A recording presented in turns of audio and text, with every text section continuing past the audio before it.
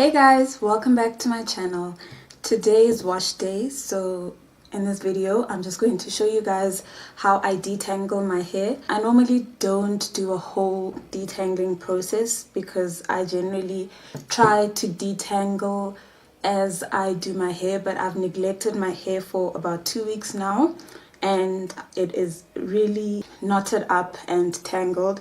So I'm going to have to do a proper detangle before I wash or put anything else on my hair. So I'll be using my DIY spray. I put a lot of stuff in here. Basically some distilled water.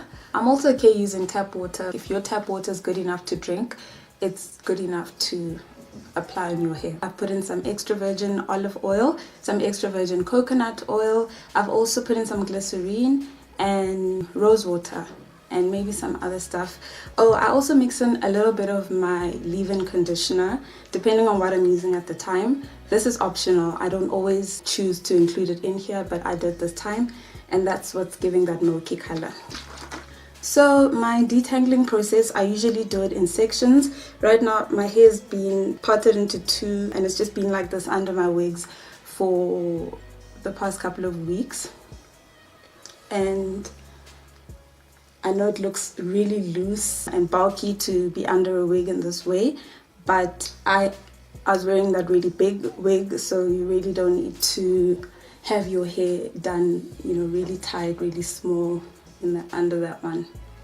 I'm just going to start by sectioning off my hair. I normally will have to divide my hair into 4 or 6 sections, but today, see how badly it's knotted. I'm going to have smaller sections just so I can make sure I do a pretty decent job of this detangle.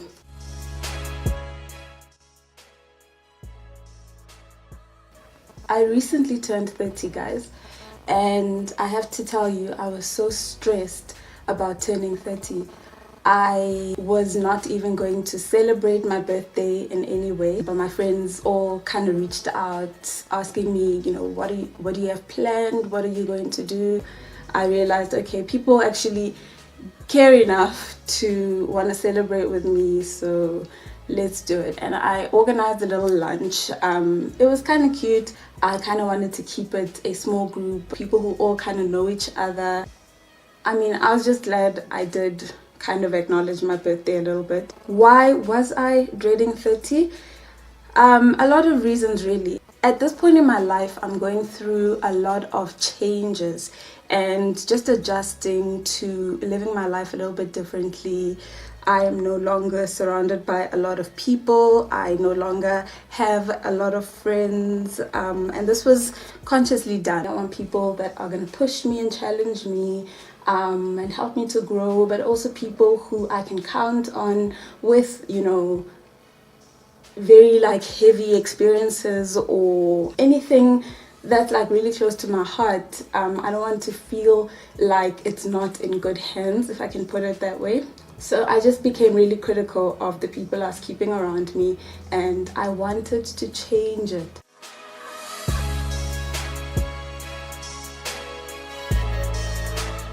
I also just started to work on some personal projects that I really wanted to focus my attention on. I also changed my diet drastically. I'm vegetarian now. Meat just kind of started rejecting me, and anytime I had it, I'd have some kind of reaction to it.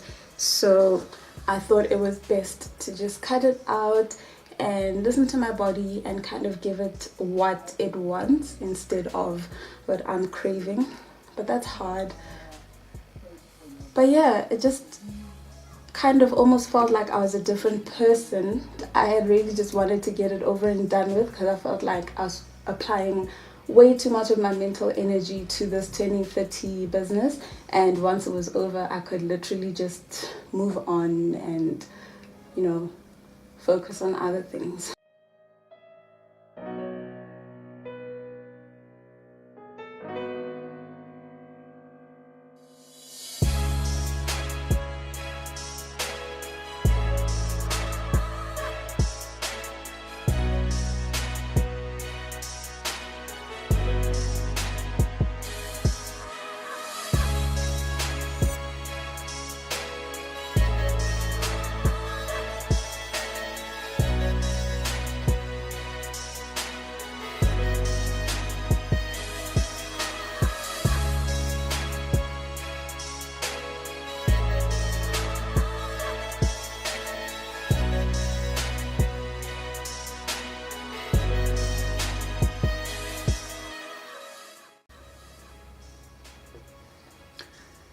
The other thing that's happened with me is that I've been failing since the beginning of the year, since like last year actually, to fulfill my fitness goals.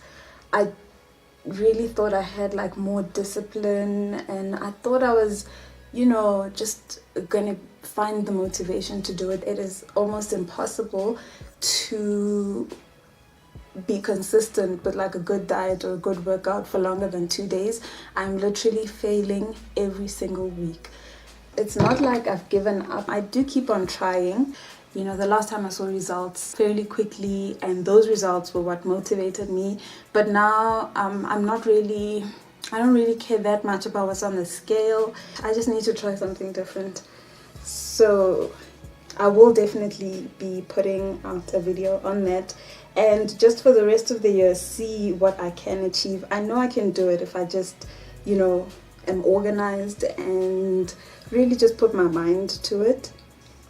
That's the good thing about having done it before, is that you can do it. It's just that these goals this time are just so different, and it needs a different approach for me. I managed to lose an additional 10 kilograms in this happened sometime between August and November, no, between September and November of last year.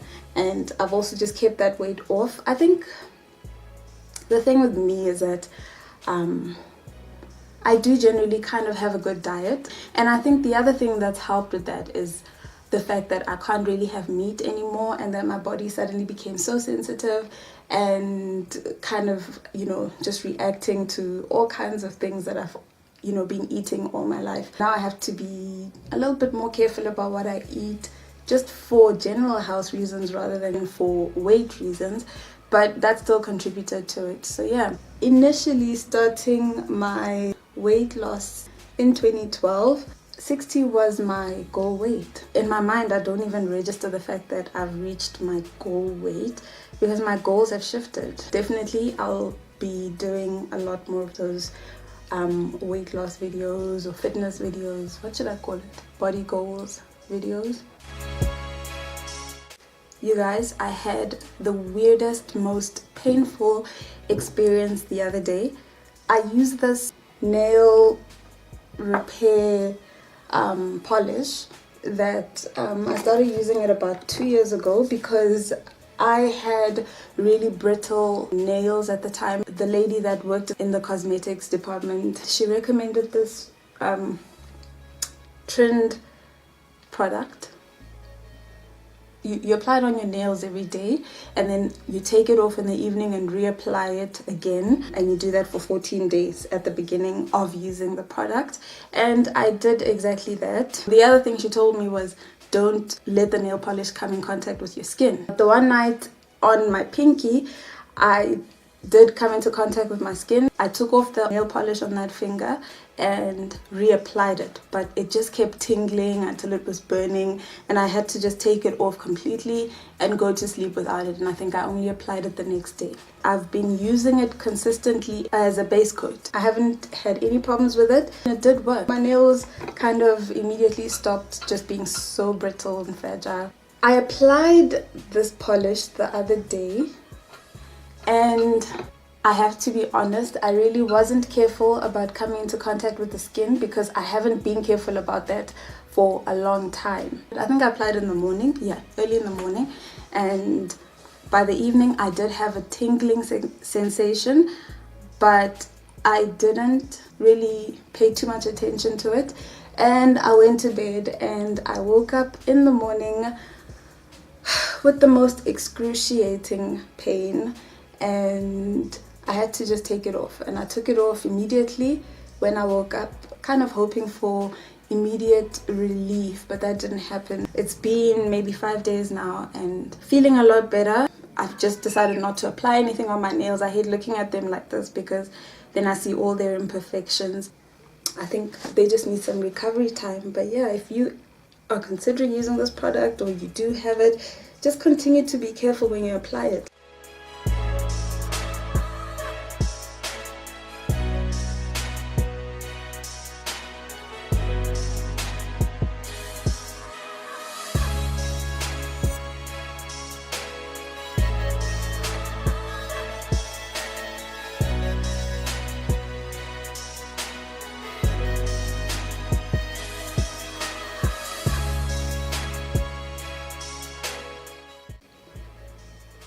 I'm done detangling. I'm pretty happy with the job I did.